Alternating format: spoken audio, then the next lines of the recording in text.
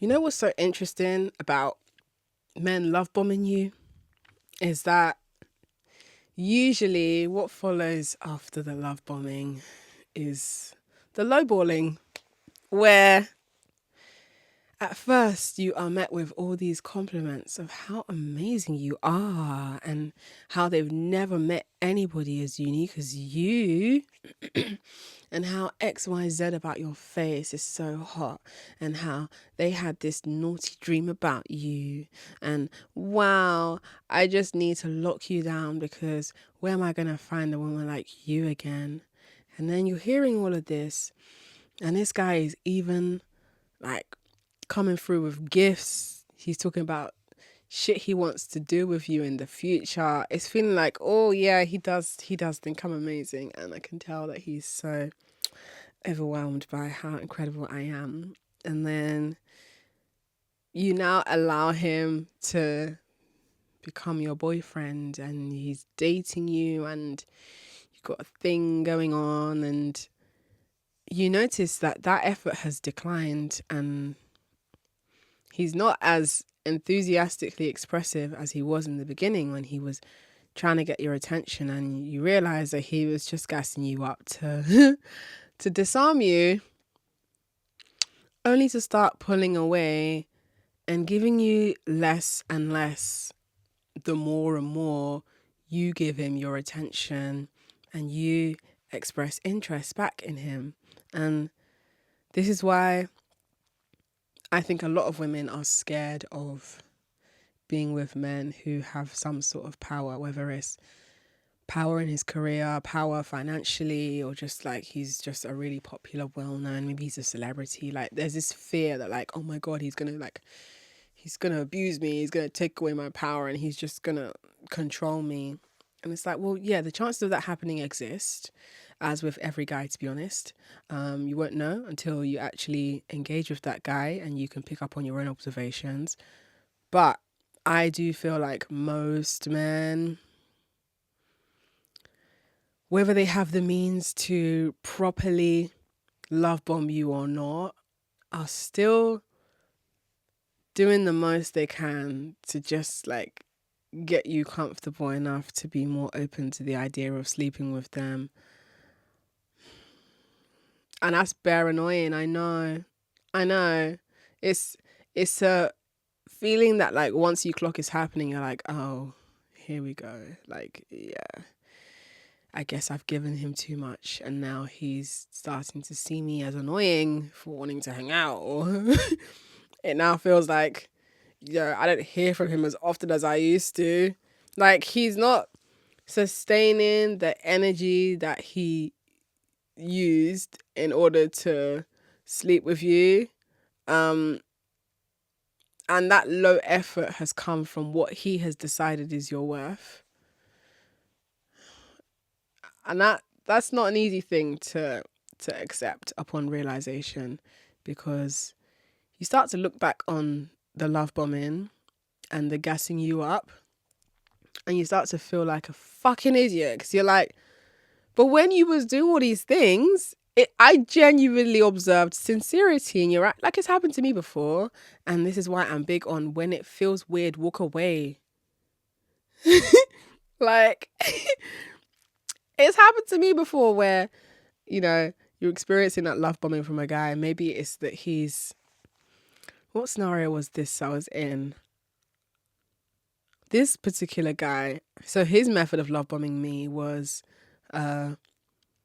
loads of... Now, to preface this, when we were going on these dinners, we were having such a lovely time. Like, it genuinely felt like each dinner we went on, I learned a new thing about him that I found funny or exciting or interesting.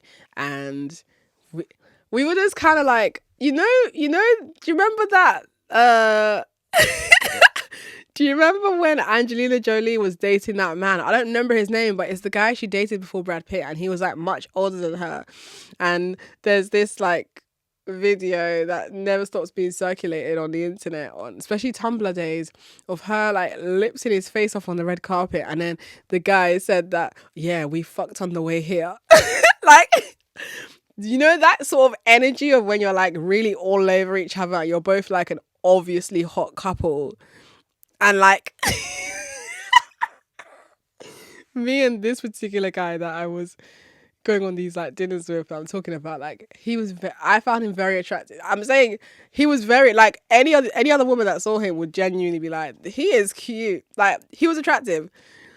And the two of us, because we were both attractive, like we were both very it's very like, you two need to just get a room. But we weren't doing anything necessarily in public, but there was just always very tingly, fun sexual tension between us. So when we would go on these dinners together that he would take me on, like, it didn't feel like, ooh, you're going on a stale dinner and all he's doing is spending his money on you and you're not getting to know the real him, because dinners aren't real environments to get to know someone, because when you go on a walk instead, you won't be distracted by anything. But when you're on a dinner, then there's distractions. Like, the dinners were amazing. His energy was amazing. The reason why I would say it was love bombing is because please tell me why.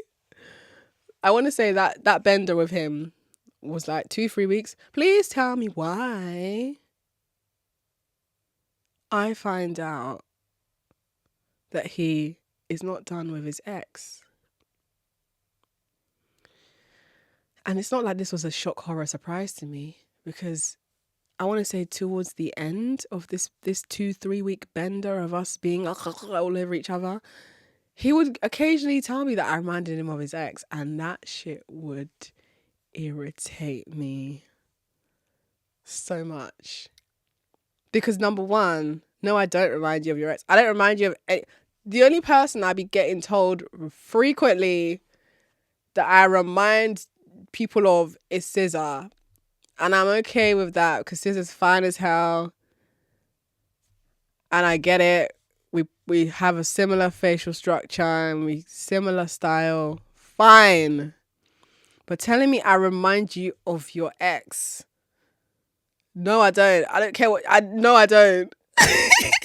Unless she's a strong woman like me, and she's fucking fine as hell, and she's funny, and her tits have an amazing personality, and her ass has got great jokes. How? But anyway, jokes aside, of course, sometimes you can meet a guy in a point in his life where he has parted ways with a woman that he was much more attached to for a longer period of time. It could be that he was married to that woman or he was with her for a few years, and you are the rebound. Okay? You are the rebound. No matter how unique or fun or exciting you are, you're still the rebound, because the timing that you've met him and the traits you have just so happen to be similar to that of the woman that he dated. And of course, it's not a coincidence that you are similar to that woman. He's drawn to you because there's a comfort he's looking for that he misses elsewhere. But two things can be true at once, because around here on this podcast, we embrace duality. So yes, you remind him of his ex, you're similar to his ex, and at the same time, you're still a unique being, and he's drawn to other things about you that are different from his ex, that make you who you are. So with this guy, things started to go awry when, after all the fun love bombing dinners and dates he would take me on, I'm talking dates where I was dressing, like, it was so fun, okay? But things can be fun until they're not, and it's okay to acknowledge what was fun when it was fun, and it's also okay to acknowledge that things are not where they used to be and you have parted ways, and that is okay. But I can fondly look at my decisions I made in the past and be happy with certain elements of it. Like in this case, with this particular guy, I would not go back. But for what it was fun while it lasted. That love bombing of taking me out, lovely dinners, us having the best like chemistry, XYZ, and then him repeatedly telling me that I reminded him of his ex, that would really grate at me. And so, you know, a relationship, it wasn't even a relationship, but the funsies eventually fizzled out. And yeah, I want to say maybe like 6-7 months later, he got back in contact with me because he wanted to clear his guilt. It wasn't even like, oh, I'm apologizing with you and I'm also here to make amends and hopefully my reparations will be enough. No, it was saying to me that he doesn't think it was fair, that he pulled me into a situation where he wasn't entirely ready to get back into dating. But of course he still did anyway because he wanted to get his dick wet and he wanted to look at my tits, and I'm a very attractive person, so of course he was enamored, as he should be. But for me, it's interesting how a guy can go from like love bombing you and making you feel like you're, you know, the only woman that he's attracted to and you're his type to a T, and then when he's gotten what he wanted from you and you start to present as more insecure and needing more, he starts to develop the ick and starts lowballing you. And you're left feeling like, did I make all that up in my head? Did I make it up? When this guy was out here doing the most to get me to date him, this guy was very, very keen on chasing me. And he I really chopped his money. I didn't even chop that much. I could have chopped more, but I did really chop his money. And I enjoyed every moment of it. Would I do it again? No. No. As attractive as he is, no. He's an objectively good looking man. I'm not going to take that away from him. You can be a fucking shitty person, but if you're hot, you're hot, innit? But will I go there again? No. Because I have experience in walking away from hot guys, because I'm not necessarily swayed by my eyes. Like, I can acknowledge that a guy is very fine, and I can also still accept that the fineness will not suffice for what I need from a man at this stage in my life. And it just very much feels like for a lot of women who find themselves in a situation where a guy has managed to kind of like love bomb them into what is now a 4-year relationship, but they've spent like 3 years of that relationship just kind of coasting and not really feeling entirely satisfied. And almost looking back at when they first got with that guy and feeling a little resentful, feeling like, why have you stopped? But then also not feeling comfortable enough to leave. And that's where you got a lot of like deciding for yourself to do. Because when the love is no longer being served, what's the quote from Nina Simone? When the love is no longer... Is it Nina Simone? Is it Maya Angelou?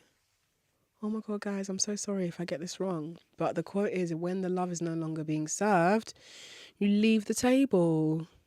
You leave the table. And that quote is timeless as hell, because no matter how long you've been sat at that table, you can still leave. Yes, people might look at you and be like, oh, you're leaving early. That's fine. And you could tell them, well, I'm leaving early because the love is no longer being served. And if they got a problem with that, that's their problem. But don't fucking have it. Because, yeah, this is what people be doing. And you know what's interesting, yeah? There's a lot of parallels between guys who want to court you, that love bomb you only to lowball you later, and business relationships with people where they come at you and tell you how amazing you are. We want to work with you because you're so amazing and you are so good at this thing that you have been honing for years, and we want to book you, but we only have £200 to give you. So you spent all this time acknowledging how amazing I am. So you know what my worth is. But you want to lowball me because you're hoping that I don't know my worth enough to ask you for more, even though you have just spent the past 10 lines of this email or the past 10 minutes of this meeting telling me about how amazing I am. So if I'm so amazing, why can't you add another zero to that? Or if I'm so amazing, why don't you want to commit to me? If I'm so amazing, why does the idea of me wanting more from you a turn off? Because why I think there's a parallel between men approaching you to love bomb you into letting them touch your pussy and business people approaching you to essentially love bomb you into like making them money, but you not making enough money from making them money. It's about people just kind of wanting to get what they can get from you, and you as an adult or as the business owner have a responsibility to advocate for yourself. That's your bit, because people are going to do what they know they can get away with, and it's not personal. It's actually not even personal when business people come at you and they lowball you, because their interests is to keep as much of their money while still being able to extrapolate worth from you that will return on the investment tenfold for them. But they're not willing to pay you what you're worth unless you really ask for it, and if they feel like you are worth what you've doubled down on asking for. And sometimes, yes, they will give you what you've decided that you're worth, but sometimes they won't. And the times when they will won't come from you just waiting for them to like come and give you exactly what you're worth. It comes from you deciding, no, I'm not going to have that, but here's what I will accept. You have to stand up for yourself. So similarly, if you're dating men, you have to be standing up for yourself. You have to. You can't be a pushover. And if you're a pushover, then I don't know if dating men is something that you should be doing right now. I'm not saying that means you don't deserve love. I'm not saying that means that you shouldn't engage with a guy who's flirting with you. What I am saying is that if you are likely to be easily coerced into doing stuff for men's pleasure and gain, or if you find yourself having serious FOMO at the idea of having some boundaries and standards, then yeah, maybe all roads are still leading back to you just going on a journey of solitude for a small while. In the grand scheme of your life, this is probably like 1 minute equivalent. Like a year spent in solitude is probably like a minute's worth of fun being missed out on. And it's not even like you're missing out on anything. This is the worst part.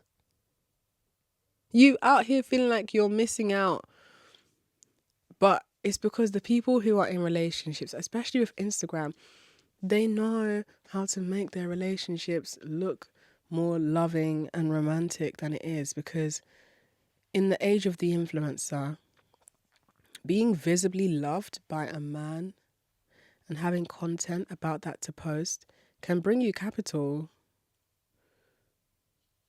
Like, if you're in a relationship with someone and the relationship is literally aesthetically pleasing, like that can result in revenue for you in some way. Like you and your man can become content for the internet, and you people can be doing put a finger up if and who's more likely to, and all this, just turning your relationship into content. Like if that works for you and it brings you money, then it brings you money, innit? But there are people who, because it's their business, they might not even be happy in that relationship. Listen, I've heard through the grapevine, I'm not going to say the person's name, but I've heard through the grapevine that somebody who, like, their main internet social media presence is about them being in this, like, loving relationship, and, like, most of their basically their whole brand is being loved by a man, right? This particular person, on Valentine's Day, they bought their self flowers and added a note with her partner's name on it so that she could post something that shows that on Valentine's Day she got something. Like, people be tolerating shit from men so that they can just stay in a relationship that looks nice for Instagram. Like, you're staying with a man that is literally lowballing you and is not doing anything for you, but it brings you likes and people envy you. Some people, they just love being envied by people, and this is why I always say don't envy what you don't understand. There's a lot of people that are putting out a perception of their relationship that is intentionally designed for other people to aspire to that, because that aspiration can be monetized. And when you really start to keep this in mind when you're looking at an influencer who, appears to be in a loving relationship, it makes you feel less compelled to want to just accept shit just so that you can take part in it. And I'm not saying that every single influencer who publicizes their romantic life is living a fake life. Rather, what I'm saying is that for the most part, shit ain't as it seems, man. And it's rarely ever worth it. Like, you could be dating, in my case, where I was dating a very good looking young man, and we were going on lovely dinners together. And if I wanted to IG that relationship, yeah, I'm not even going to call it a relationship. If I wanted to IG that circus, if I wanted to IG that 3-week bender that I was on with this guy, like, I now be getting so many likes and so many like, oh, he's cute. Where did you get him from? Oh my gosh. Oh my God. Oh my God. I would like to see it. Oh, wow. And then I start making contact with him, like, look, come, let's do this. Come, let's do this viral dance together, and let's kiss at the end, and can you just close the main door and open it again with those flowers so that I can get a video of you bringing me flowers every morning so I can compile it into like a TikTok where I can show people that you get me flowers every morning. I could have done that, but you know what? Now in hindsight, I'm so glad I didn't post you. Oh, it's the same feeling as thank God I didn't tell you this thing that was so personal to me. It's like, when you used to be friends with someone and there was a point in that friendship where you were really considering opening up to them about something really personal and sensitive to you. And then you stop being friends with them and you're like, oh my God, thank God I never told you that shit because you got a big mouth. It's similar to when I've done with a guy. I'm like, oh my goodness, thank God I never posted you. Oh, how embarrassing. I'm so sorry, yeah, but I can't imagine. I post a guy, yeah, and I'm posting him during like the period of the bender where things are going really well and I'm like smitten and we're doing all the things, and I'm posting it from a place of like, yeah, this is my boo, everyone. The idea that makes me feel so cringe. Listen, there's men that have been in my life for time, and these men are my actual, like, they will ride out and I will ride out for them too. I'm not posting them. The reason why, part of why I'm not posting them as well is because, like, when you be posting your man or when you be posting people that matter to you, including your family, and again, this is all case sensitive because you do what feels right for you. But generally speaking, especially when it comes to the context of evil eye and bad mind people and jobless people on the internet who like to make up conspiracy theories and fan fiction about your life, them people there, when you be posting your personal peoples on the internet and they start to put pieces together, like, next thing you know, they're creating fodder on the internet to use to try and drive you away from that person, or like the internet shit starts to interfere with your relationship. Like, I'm sure there's people who are in their TikTok and Instagram reel relationships where, like, they be arguing because, I don't know, like, someone left a comment on the reel that they made together, and the comment is, like, some girl that he dated in high school or something, and she says something shady, and now there's, like, doubt in the relationship because of some person's comment from the reel that you lot made to get engagement.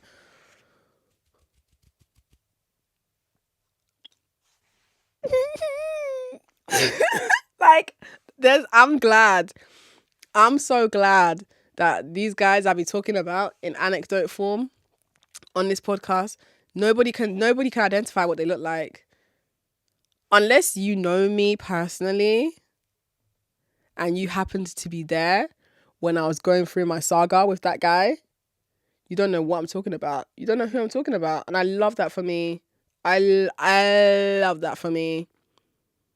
And it's going to stay that way because I'm telling you now, if you see me posted up with a man and I'm claiming him in public, then just know that he's doing all the things that I need. Like, he's a keeper. He's a G. I'm happy to be seen with him. He's throwing it down. Yeah? I'm happy. That I probably still wouldn't be publicizing him like that, you know. You might just see a picture of us together somewhere, but I'm really not trying to make my whole personality about being loved by a man, because that to me is just kind of, I don't know, it's somehow, but I get why people feel the need to share their joy, because some people have never been loved in that way before. And this is why men love bomb you to lowball you, because some of them, they know that you've never been loved like that before. So they know that they can afford to do small things that are not as much effort for them, but it will be read into heavily by you, and you'll be so excited about it that you'll be posting and telling everybody, look how amazing my man is. Oh, he didn't have to. Oh, every morning he gets me my oat milk. Or, oh, every morning he kisses my forehead and tells me 3 affirmations about myself. You don't know. After that morning at 3 p.m, he was fingering somebody. That wasn't you.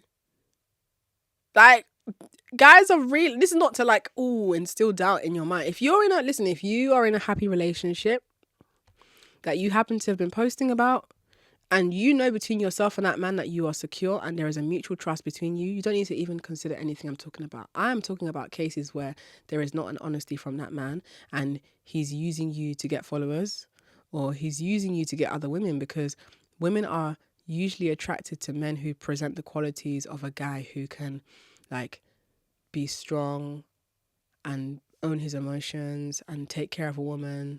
That's why married men are in high demand, because the idea that somebody chose to marry you must mean that you're doing something right. That's how people see it. Or men who are holding babies, whether he's a father to a baby or he's just holding that baby because on the dating app it looks good for him to hold a baby because he's appealing to the women that want to have babies, and he's like, look, see, not scared of babies. Woo, daddy, baby. Like, they're doing all of that so they can get pussy. Like, you don't know when you're here posting him and you're posting about, oh, he did this for me. Chai, hey, yeah, wow, so romantic. Oh my God, I really won. The other women are seeing that and they're like, they're thinking, your man just DM'd me though. And now I really want to reply to his DM, because as the woman that's received that DM from the guy who's being publicized as somebody's amazing boyfriend, there's something hot. There's something like hot and sneaky about him having all that and still coming to me. And then it becomes this weird cycle of like women just accepting bullshit from men because it feels like a compliment for them to be cheating on their girl with you. But the guy that is cheating on his girl with you, like, is he making this cheating worth it?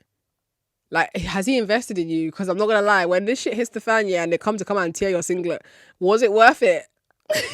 Did he do anything tangible for you so that you could look back on this, and when it starts to blow up, you can at least point at what you can look, something that you got from it.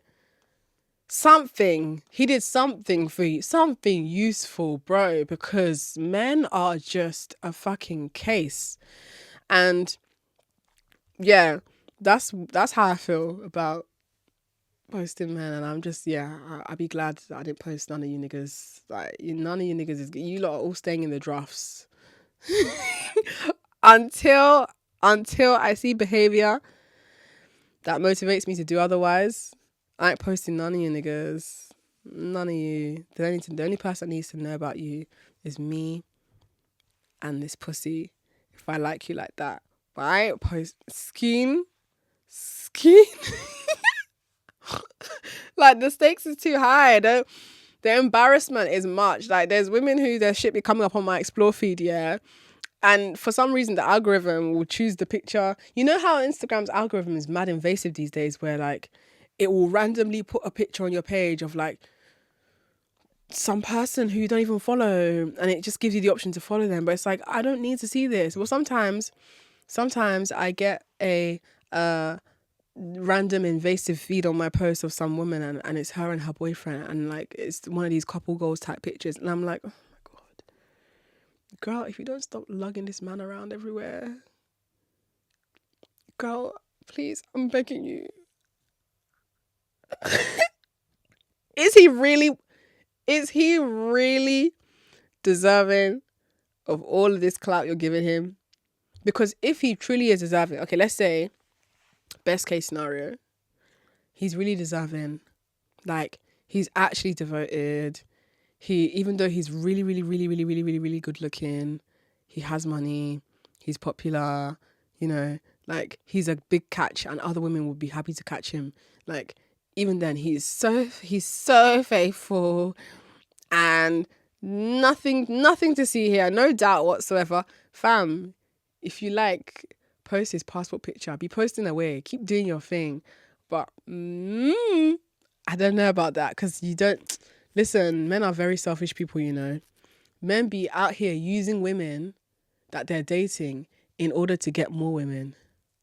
That's why I personally even feel weird about letting a guy even claim that I'm his girlfriend. Come on, will you move? Don't believe, please, let it be known on record. Hear. If any man tells you I'm his ex, it's a lie. What? Which ex? I don't have any boyfriend. None of you niggas is my boyfriend or ex-boyfriend. I don't have any ex-boyfriend, though. Don't believe any of these men if they tell you that I am their ex. You heard it here, please. Because men be lying. Men be lying on their dick. Men will exaggerate one mistake you made and turn that into, yeah, we dated. Yeah, we used to talk. No, we didn't used to talk. I used to reply to your text messages. No, we never dated. I let you lick my tit or whatever one time because I was bored. But that was one time. We didn't have a thing. We didn't date. I don't know you like that. I'm not your ex.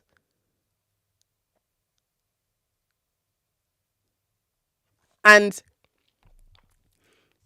when you start to really deep just how fucked this whole patriarchy is and how men continue to use women in order for them to get even more women, you start to really observe the place that you are in certain men's lives. And you need to be asking yourself, like, what does me being in this man's life do for this guy?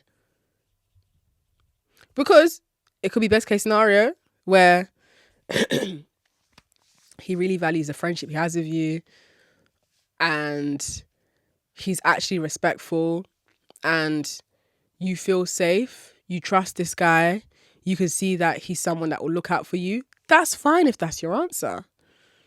But if that's not your answer, and this is a guy who you've been posting left, right, and center, you need to ask yourself why you're posting him. Because is it that you want to prove to people that you're loved? Is it that you want to get back at someone who maybe made you believe that no one's going to choose you? Is it that in you repetitively posting this imagery that gives people the impression that you're in a loving relationship, then maybe you'll start to hopefully one day believe your own lie?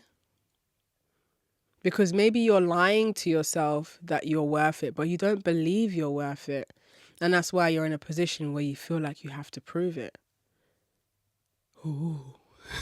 These are all questions to explore the answers of. These aren't questions aimed to make you suddenly look at those around you and leave all of them and be like, yeah, none of you are good for me. Fuck all of you. No, these are questions to just inspire and encourage you to observe the choices that you're making with a lens of, is this good for me?